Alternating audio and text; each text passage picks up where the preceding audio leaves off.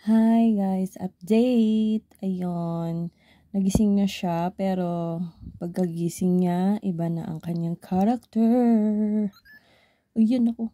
Oh, di ba ang ganda? May paganyan pa pala sila. By the way guys, napakain ko na siya. Ayan, may eme-eme nangyayari. Hindi ko tuloy maano. Teka. Bulbugin natin. Galit siya. Oh my gosh. Yan. Ganyan pala yung ayan. Opa. Ang ganda. Ayan. Magti-training siya. Wala, binulabog ko siya. Ayan, ang ganda, diba? Kaso hindi niya mahiwa. Galit sa akin yan.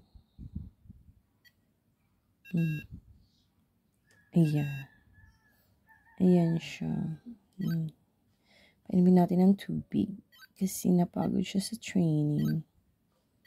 Ayan. Nag-iba siya ng character. Yun lang. Bye.